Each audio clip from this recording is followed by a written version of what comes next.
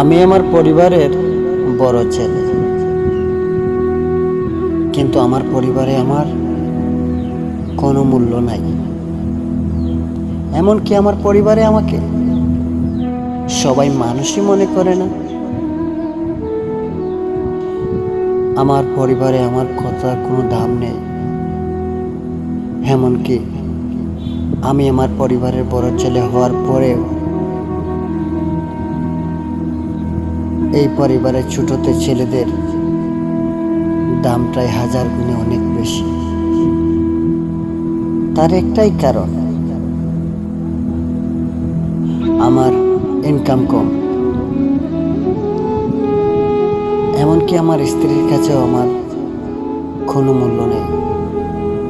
এমনকি আমার পরিবারে আমি যদি হাজারটা যুক্তিসঙ্গত কথা বলি, তারা আমার কথার কোনো মূল্য দেয় না। এমনকি আমাদের পরিবারে যদি ছোট ছেলেরা অযৌক্তিক অযথা কথা বলে, তাদের সেই অযথা কথার মূল্যটাই অনেক বেশি। তার একটাই মাত্র কারণ, আমার ইনকাম নাই। আমরা 3 ভাই, কিন্তু আমি যদি ছোট ভাইকে একটু শাসন করি, আমার ছোট ভাই তো আমার শাসনের মূল্য না দিয়ে আমাকে মারতে যায়। এমনকি আমার পরিবারও তাদেরকে এই বেয়াদবির জন্য কিছুই বলে না, উল্টো আমাকে চার্জ করে আমি কেন ছোট ভাইয়ের গায়ে হাত দিলাম। তার একটাই মাত্র কারণ, আমার ইনকাম কম। এমনকি ছোট ভাইকে বিদেশ পাঠানো হয়েছে আমাকে নয়। তারপরে একদিন পাশের বাড়ির সাথে আমার একটা ঝগড়া লাগছিল, কিন্তু আমি মোটেও ভয় পাচ্ছিলাম না। তার কারণ হলো, আমার পরিবার তো আমার পাশে আছে, কিন্তু দেখলাম পাশের বাড়ির এক লোক আমাকে মারার জন্য এগিয়ে আসলো। তখনও আমি ভয় পাইনি, অনেক সাহস ছিল মনে, কারণ আমার পাশে আমার পরিবার ছিল।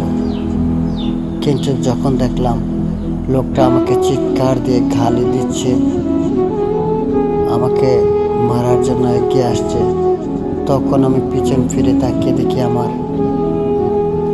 গর্ভধারিণী মা এবং আমার জন্মদাতা পিতা, আমার মা বাবা আমাকে একা রেখে তারা মাথা নিচু করে ঘরে ঢুকে গেল।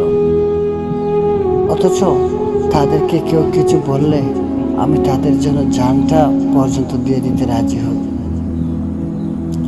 আপনারা হয়তো ভাবতেছেন, তারা কি তোমার সাথে এদের সঙ্গে মারামারি করবে? আরে না ভাই, তারা কেন এদের সাথে মারামারি করবে? তারা মারামারি করা লাগতো না।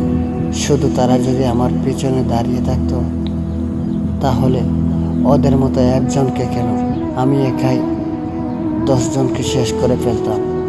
কিন্তু মা বাবাও যখন আমার বিপদের সময় পাশে নেই, তখন এই কষ্ট লুকানোর জায়গা কোথায় থাকে বলেন? ভাই, এই পৃথিবীতে আপন বলতে কেউ হয় না, আর সব মা বাবা কিন্তু এক হয় না।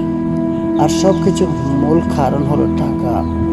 ভাই, টাকা ছাড়া জীবনের কোনো মূল্য নাই রে ভাই। আর আমি পৃথিবীর সকল মা বাবাকে বলবো, যদি আপনার এক ছেলে ইনকাম কম করে আর আরেক ছেলে যদি ইনকাম বেশি করে, তাহলে কখনো তাদের দুজনকে দুই চোখে দেখবেন না প্লিজ।